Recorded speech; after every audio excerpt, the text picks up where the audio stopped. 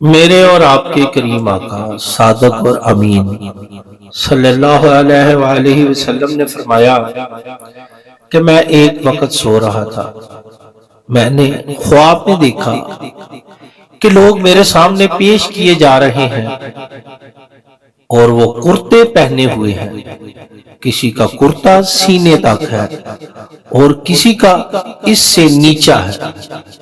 پھر میرے سامنے عمر بن خطاب لائے گئے، ان کے بدن پر جو کرتا تھا اسے وہ گھسیٹ رہے تھے، یعنی ان کا کرتا زمین تک نیچا تھا۔